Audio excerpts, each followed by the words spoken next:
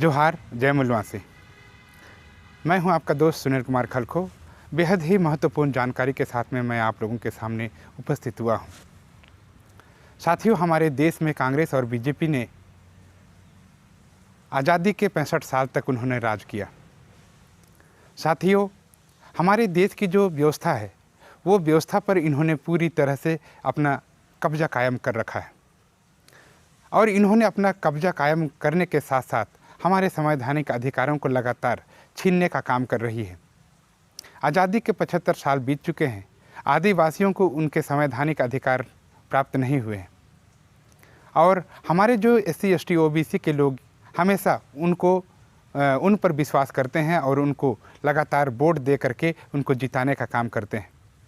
लेकिन SC ST OBC के पास में जब हम लोग जाते हैं और पता लगाते हैं कि उनका कितना विकास हुआ है तो उनका विकास कहीं पर दिखाई नहीं देता है और विकास दिखाई नहीं देता है तो हम जब उनसे पूछते हैं कि आपका विकास क्यों नहीं हुआ, तब वे अपनी किस्मत को कोसते हैं।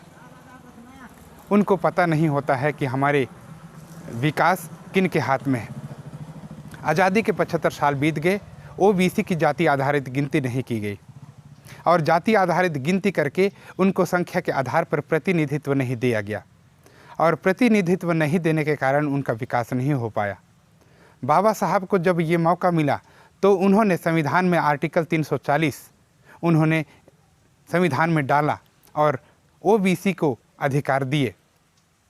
जब OBC की जाति आधारित गिनती नहीं की गई और उनको अधिकार वंचित किया जा रहा था, तब बाबा साहब ने उनको अधिकार नहीं देने के विरोध में उन्होंने अपना इस्तीफा दिया और इस्तीफा देकर ये जाहिर किया, मैं पिछड़ों के अधिकार के लिए भी लड़ाई लड़ रहा हूँ। तब पिछड़े वर्ग के कुछ लोग उस समय बाबा साहब से मिलने गए और पिछड़ों ने उनका साथ सहयोग लेना चाहा।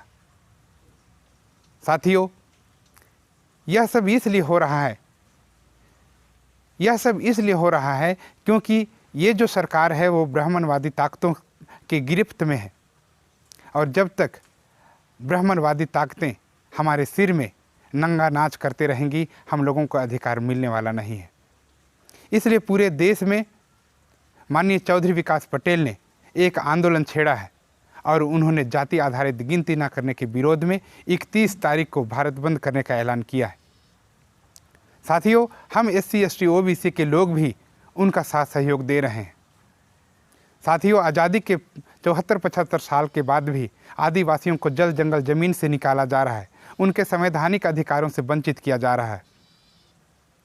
साथियों, सरकार अपने आप को ये दिखाने का प्रयास कर रही है कि हम आदिवासियों के हितैषी हैं और अपने आप को साबित करने के लिए वो SC ST OBC के जो महापुरुष हैं उनके जन्म जयंती, उनके स्मृति दिन को मनाने का प्रयास कर रही है। और हम लोग सोचते हैं कि सरकार हमारे महापुरुषों का जन्म जयंती और उनके स्मृति दिवस को मनाने का काम कर रही है, इसलिए वो हमारे हितैषी है। ऐसा बिल्कुल नहीं है साथियों, ये एक षड्यंत्र है और षड्यंत्र के तहत वे हमारे महापुरुषों को और हमारे महापुरुषों की स्मृति दिन को मना करके हम लोगों को गुमराह कर रही है। हम लोगों को सोचने और समझने की आवश्यकता है। मैं आप लोगों को ये भी बता देना चाहता हूँ कि जिस समय पंडित जवाहरलाल नेहरू बिना चुनाव के और बिना चुनाव करके वो शासन में आए तो उन्होंने आदिवासियों के साथ में नाचने का काम किया। इंदिरा गांधी ने नाचने का काम किया। ऐसे ही जितने भी लीडर हुए हैं वे लोग आदिवासियों के साथ में केवल नाचने का प्रोपेगेंडा करते हैं और आदिवासियों के बीच में आकर के आदिवासी हितैषी होने का सबूत देते हैं। लेकिन वास्तव में ये हो रहा है कि आदिवासियों के संवैधानिक अधिकार छीने जा रहे हैं, उनके जल जंगल ज़मीन से बेदखल किया जा रहा है, उनको नक्सली घोषित किया जा रहा है, उन्हें आतंकवादी घोषित किया जा रहा है। ये सब उन्हीं के शासनकाल में हो रहा है। एक ओर अपने आप को हितैषी बताने का काम किया जा रहा है और दूसरी ओर हमको गोली मारने का फरमान जारी किया जा रहा है।